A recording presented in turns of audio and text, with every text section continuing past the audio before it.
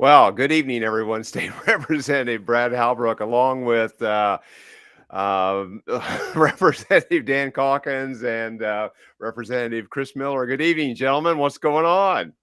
Oh, great, great. Cold, cold. It's like March is here again in the middle of April. I thought Yep. Easter was here, and the more senior in the past, our senior advisors in the past, it says that the weather never straightens up until Easter comes and goes, and we've had that now. And I thought the weather was supposed to straighten up, but I don't know, Dan. All I know is I hope my little bean seeds have their mittens and their scarves and their hats on because they're gonna be cold. Exactly. Yeah. Yeah, another frost or freeze warning for tonight yet. So, man, I kind Yeah, of hope we put this behind us just a touch. So, hey, guys, right. thanks for tuning in tonight. And again, we are here to pursue a relentless pursuit of truth, logic, and common sense. And hopefully, we're live out there in the ether tonight and hopefully in demand from this point forward, recorded. And like we've said in the past, gentlemen, and I think everybody will agree, this is the safer, smarter alternative to anything else that's available Yeah. anywhere, broadcast or Ethernet, Webernets on Sunday night. So anyhow, so Dan, what's going on in Macon County? Oh, not too much. It's been a kind of a lazy weekend. We've had Joe's out in Colorado with her sister and family, and I got the two cats and trying to catch up on some stuff around the house and up at the shop. So just kind of been working around, staying low, enjoying peace and quiet, and gearing up for the last couple of weeks of session for sure. Exactly. And we got more to talk about where we've been and where we're going to go in the next few weeks. Chris, welcome. What's going on over in Coles County? Well, it is absolutely fantastic to be on here this evening. And when we have things like this, it just reminds me of the kooks that think that we have global warming because it seems really cool where I'm at right now for April. And we're looking forward to someday when the adults in the room will stand up and point out that this is the biggest sham that's ever been perpetrated on the American people. And so I don't know what's going to take for them to wake up because this is downright stupid. Yeah.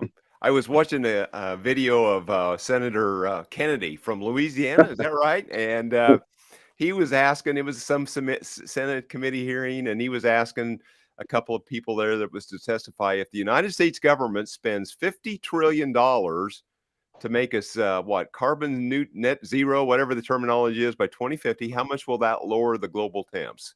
Right. And the response from these experts is, well, I don't know, because we don't know what China's going to do. We don't know what all these other countries are going to do, right? We don't know. And then, of course, he Well, goes on, and then he comes back and says, well, what if they do all this spending? What will be the temperature that we're shooting for if they spend all the money and do everything that we're doing? Well, you know what the answer was. He still didn't know. cricket. Crickets. Well, even the so-called experts that will take a shot at it, the amount, if they do all of the above, the amount of change that they're going to affect is almost unmeasurable. Right. Which is, it's just another form of insanity brought to you by the radical left. Right. Yeah, no doubt. Well, like our Congresswoman said, this is the green bad deal. And this Yeah. is just a way to transfer wealth from one group of people to another group of people. Yeah. And just not a good deal. Not a good deal. Right. Well, guys, we had a visitor to the Illinois General Assembly midweek on Wednesday. He spoke to a joint session of House and Senate, and that was the mayor-elect of Chicago, Brandon Johnson. Wow. And I know we had a big press conference after that. Dan, you had some interesting comments to tell folks based on Yeah. what we've seen a couple of weeks ago. Is that going to be like the Summer of Love 2.0, you think, the beginning of what we saw just a few years ago in Seattle, that the mayor of Seattle called it the Summer of Love, where folks took over a few city blocks and renamed it an autonomous zone. And if you remember, they called it CHOP or Chaz. I don't remember now what all that was about. But is that Dan? Are you looking to the future? Is that what you think might happen in Chicago? Well, I don't think it's the same. Chicago has a totally different problem than Seattle or Portland in that, those are the West Coast Antifa thugs and, paid rebel rousers and insurrectionists. Chicago has its own, I guess, unique, maybe not too unique, brand of violence. We have a huge gang problems in Chicago, and they trickle down here. And I give Mayor-elect Johnson some credit because exactly what he said is true. What happens in Chicago affects all of Illinois, and it does. But it affects us negatively. We're 3 hours south of Chicago. Take the interstate down. We have gangs here in Decatur and also Springfield. Not so much.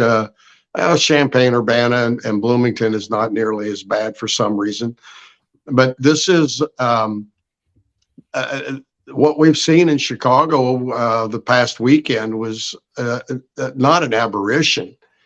We've seen it go on over and over again where somehow on some social media platform, these gangs of youth just swarm downtown Chicago. They just come out of nowhere and they just take over downtown.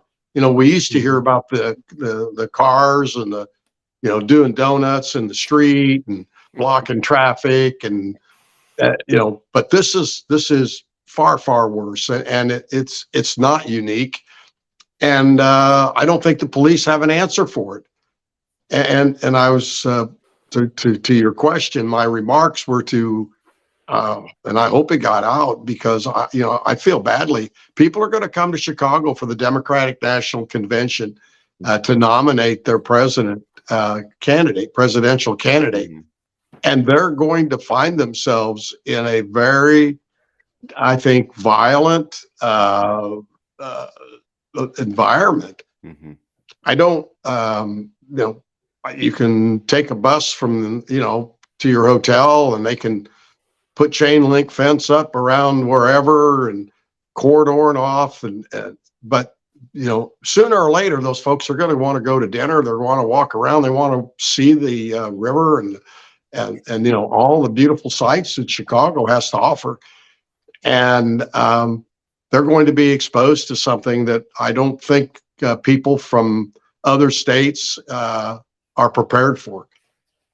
Yeah, it's not good, but they need to know. I mean, they need to know what they're coming into, and that was the point of my remarks at the press conference. Well, it's going to be interesting to see how they handle that, and I'm sure the security will be beyond belief. It'll have to be. So yeah, but we still you can't control 1,000 young kids right that just come in to take over downtown. Right. I mean, what are you going to do? Right. If they could do it, why haven't they? Right. Right. That's it. I know. Question. I know that we've got a gang of 78 that is terrorizing Sangamon County and the citizens of Illinois on a daily basis. Yeah. They did get a reprieve the first 2 weeks of April and here over the weekend because nobody was there to screw things up. Yeah. Well, hey, listen. The mayor talked about how in his opening comments that how did he put it here? He praised the General Assembly for legislation passed that increased investment in social services, contributing to what Johnson earlier referred to as the vanguard of progressive policy. Oh my! Is there any troubling thoughts there, Chris? Yeah. You can see how this vanguard looks. You don't need to look any further than maybe New York City, Detroit, LA, every place that these progressive, quote, whatever that means, ideas are put into play. There's a trail of destruction from Connecticut to California, and it makes a stop off, like I say, in Michigan, Illinois on its way out there, kind of hopscotches over there, because there isn't one example that anybody can point to where these policies actually work. And they aren't going to work here in Illinois, and they aren't going to work in Chicago. They fail miserably everywhere they've tried. There needs to be the cry from the people needs to be the return to law and order and consequences for bad behavior. And if the consequences are severe enough, guess what? The behavior, voila, changes. Right. It's incredible how that works. Right. Dan, he talked about the state's credit upgrades, and he also says here, he said the state's budget would be a model for his incoming mayoral administration. I think the state's budget is is modeled after Chicago. Actually, our budget is just so full of BS. Right. I mean, it's just. Yeah, I'm trying to keep this family. I know this is the family hour. I can't. I mean, you couldn't make this stuff up. Right. The things that we spend money on, and no matrix. There's no success. Did this work? How did it work? What can we do to make it better? No, it's just write a check and make sure that Uncle Fred has a job and the kids get employed. And I mean, this is the Mike Madigan budget. Take care of your friends, and your friends will take care of you. And that's exactly what we see in this budget. I don't know. I think this year, and I go back. You guys probably remember my first little floor speech deal with my thermometer when the governor proposed his first budget. And I said, there's a $2 billion hole in this budget. This is what you propose to spend, and this is where the income is. And this doesn't balance. And it hasn't, and it doesn't. And then we got bailed out by the feds with billions of dollars of COVID money. But we've started all these programs. And I don't know. They're going to have to make a choice. Brad, you sit on the budget working group. They're going to have to make a choice, and I don't know I don't know how they're going to do it. Yeah, Dan, you don't understand how this works. I think I do. No, see, JB is going to go out and tell everybody that he has a balanced budget for the 5th year in a row. And nobody in the media is going to question him, and so he's going to lie with impunity to the good citizens of here in Illinois. Nobody will push back except for us, and he will get away with another whopper. Yeah. Well, guys, here's another interesting quote. Johnson told us, my mission in Chicago is to bring about the same smart, responsible, bold approach to budgets that have delivered here in Springfield. It hurts. That hurts. I mean, it just hurts. You try not to. I mean, this guy's trying to be serious or not? I mean, He is trying to be serious. I just don't get it. I mean, billions of dollars of unfunded pension liability, and on and on and on. The list goes on. I mean, I think when Lori Lightfoot, her first trip down there 4 years ago, I don't remember. I think she was asking for, I don't know, 25 or $30 billion to bail them out 4 years ago. Yeah. You remember Rowan and Martin laughing? I think that Let's Go Brandon could be on that show on a regular basis. Him and JB both. Right. Yeah, and we probably need to move on, but this last one just kills me. He says Johnson added that the state's progressive values were key. I'm not sure the key to what, but Chris, you may. I was waiting for the catchphrase. They're just the key, right? They're just the key. It's a key. Yeah. Probably a key for the wrath of God to fall upon Illinois. Right. Well, I tell people, Illinois is an example. It's not a good example, but it's an example. It's an example. And If you you may want to not, screw up your state, we've got the perfect blueprint. If you that's need We're it. going to patent the, it. the model legislation, the model whatever to screw it up, and Chris, you've Yeah, talked about this in the past few recent weeks. This is, boy, come to Illinois, and it's all right here. yeah, Well, we'll Well, see that. We'll see right. that when JB runs for president. Hmm. He'll want to take the Illinois model and impose it on the rest of the country. Right. And I think it's too late because the United States, well, the United States is, what is it, Chris? Like the $36 trillion. We've got, Mary's out trying to yeah, fight raising the debt ceiling again every year. Mhm. yeah. And I don't know. See, It's, our problem in Illinois is we don't have a printing press to pretend like we have money. Right. Right. well, but what we have is a pack of lies and a Yeah, shell games, Hmm. and they move money from the left pocket to the right pocket, and they go, look, oh, we got all this money, and then the guy, well, what's in the other pocket? And they go, oh, well, let's move it back over here, and there it is. Oh, we got plenty of money over there, borrow. Yeah, they ought and to be and then Houdini. they go borrow more. Right. Yeah, So if things are so good, why are we out borrowing more money? Right. well, desperate people gamble and sell drugs. And Right.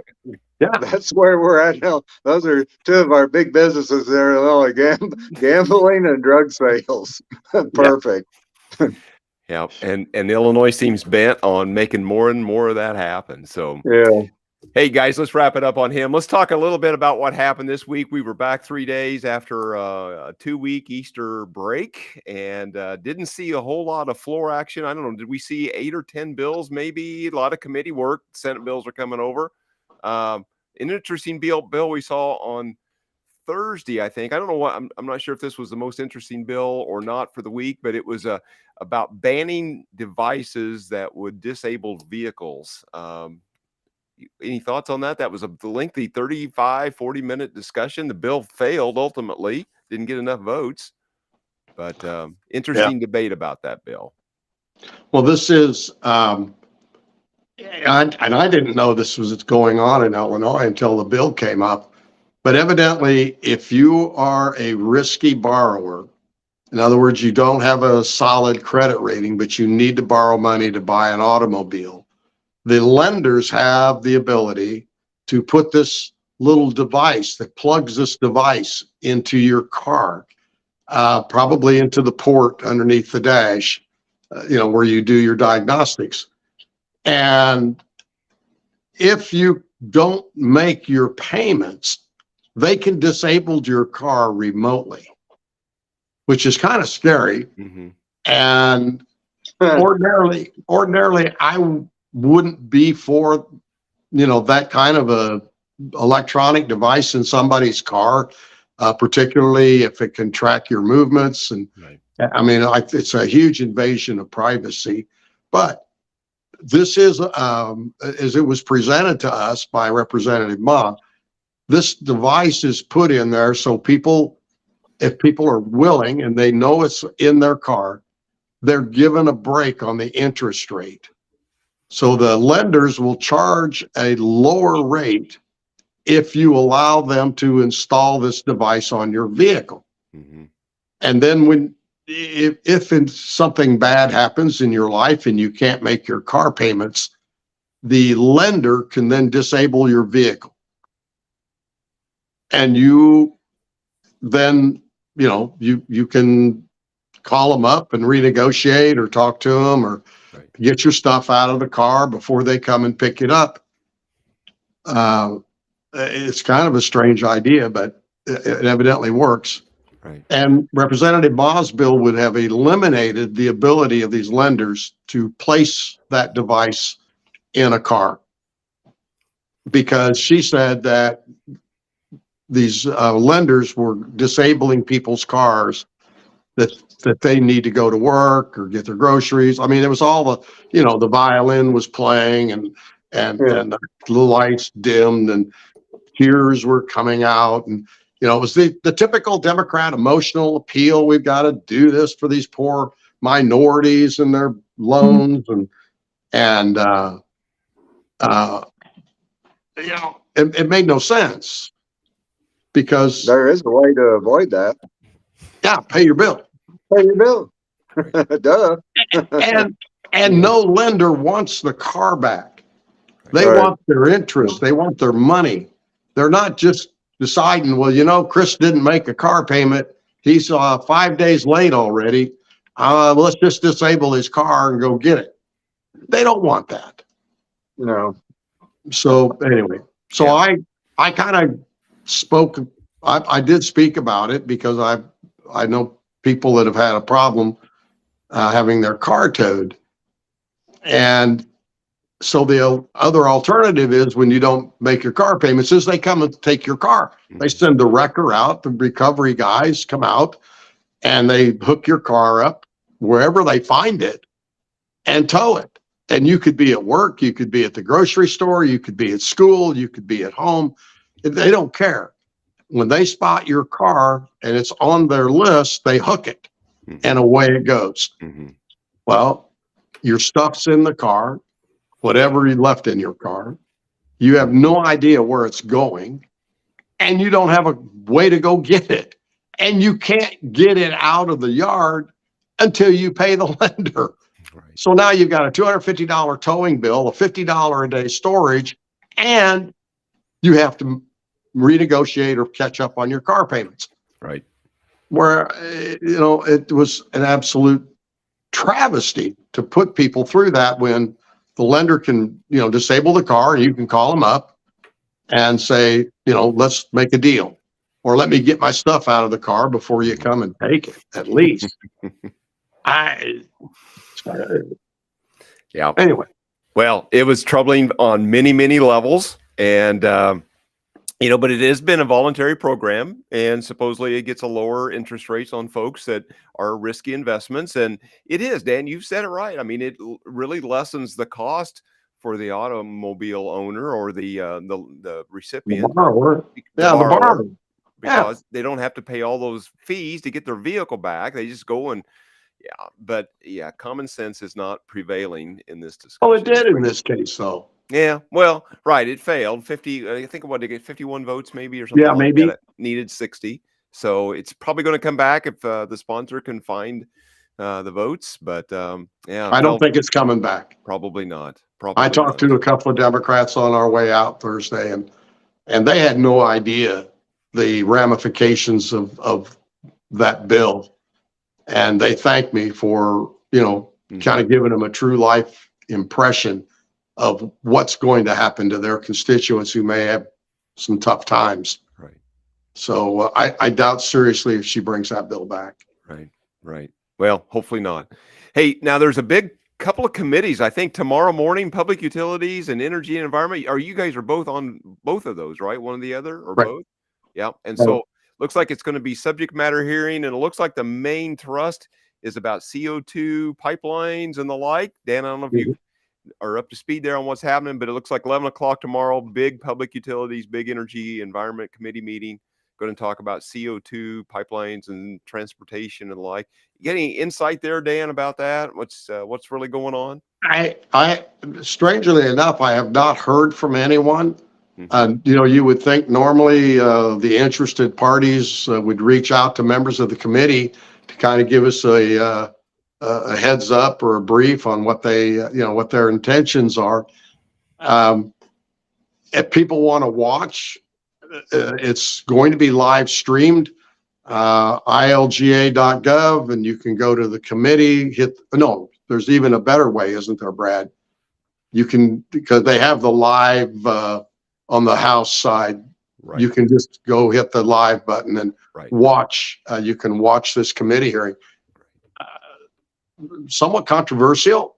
I don't know. You know, I've heard this pipeline is coming. It's not coming. They're bringing in CO2 from Iowa, Nebraska, North Dakota, Illinois. Now it's just Iowa and Illinois, and I don't know.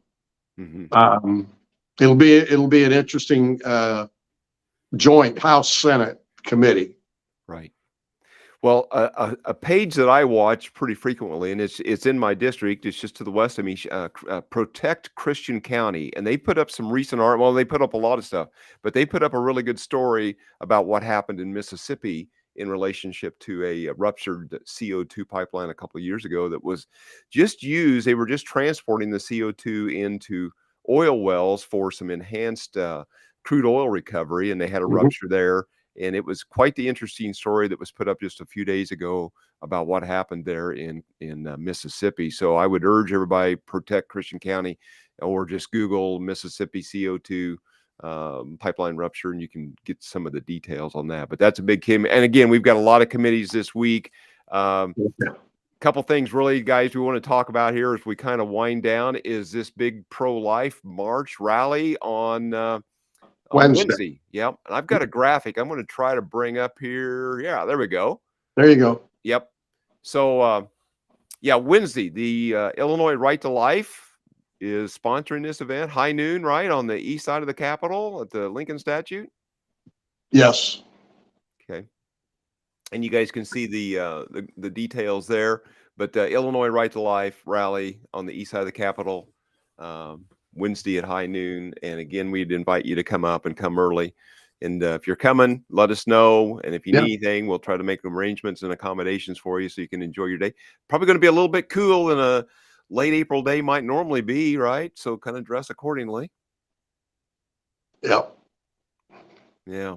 And then the other thing I want to bring to attention, I don't have a graphic to put up yet, but the National Day of Prayer is a week from Thursday, and there will be an Illinois prayer breakfast in Springfield, and we'll be posting links to that if anybody's interested in coming to that. It'll be a 7:30 Thursday morning.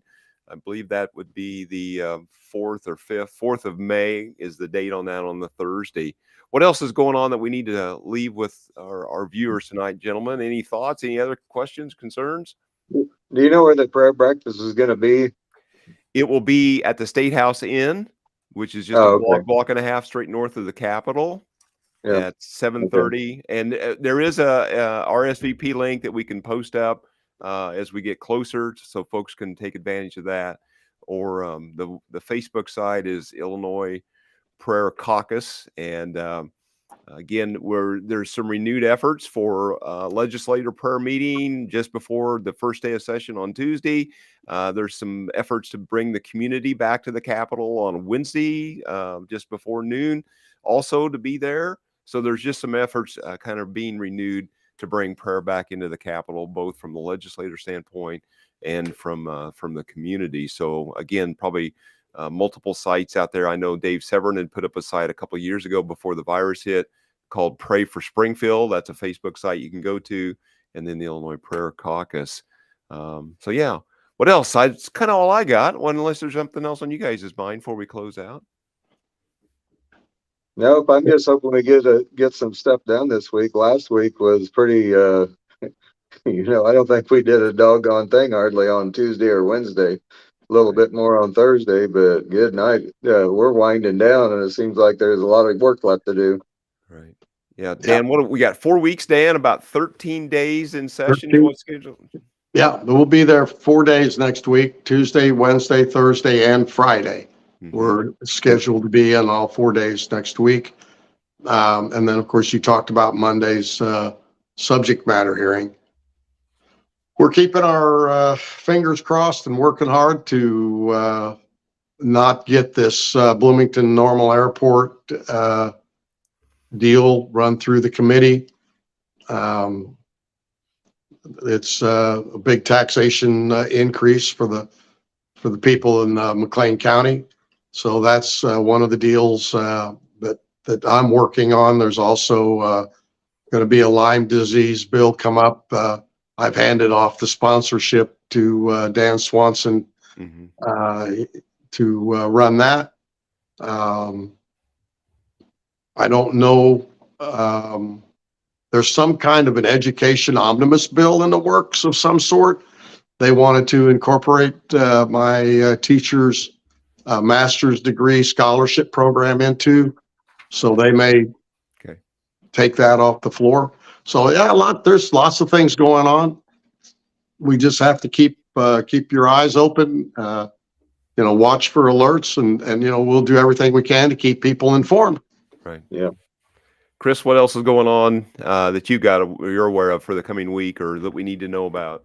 No, Dan kind of summed it up. I mean, I think that the question that we need to continually ask is a pretty simple one: is why are we doing this? You Yeah. know, very, very rarely do you hear that question asked, but I know on a lot of this energy and environment stuff, I think that's a question that needs to be continually asked, like the CO2 pipeline. Why are we doing this? You know, we have millions of acres of green leafy plants that absorb carbon dioxide and make oxygen. It's a miracle. Mm-hmm. And so I don't know. I mean, the whole thing is such a sham and such a lie. And it's like none of the adults in the room want to put their hand up and say, time out. We need to recalculate this. This is a bad idea and it needs to go away. Right, right. Exactly. And Chris, you're the chairman of the Illinois Freedom Caucus. Where can they go to find out more about what's going on at the Illinois Freedom Caucus? Let's see if I can find Well, that you can website here. either go to our Facebook page or you can go to our website, IllinoisFreedomCaucus.org. And Colin Mosley does a really good job of keeping everything up to date on the Facebook page as well as the website. Mm-hmm. And they can sign up for our weekly Oh, e-news yeah. there. Yeah, don't forget everybody in the Freedom Caucus, I think, has a weekly newsletter, and I know the Freedom Caucus does also. And it's a way to keep yourself informed of what's happening in Springfield. Right. Yep, guys, you can find us anywhere. Just search our name. It should hopefully pop up somewhere, both on the official and the unofficial side, and Yeah. subscribe. And like always, we ask you to subscribe and follow and like and share our content to overcome the big tech overlords and their algorithmic gods. Yeah. All right, guys. With that, I think we're going to close out. Last chance for closing comments. Unless that's anybody have anything else to say? Look forward to seeing everybody in Springfield. Looks like Yep. another busy week. Let us know, guys. We'll talk to you soon. Have a good evening.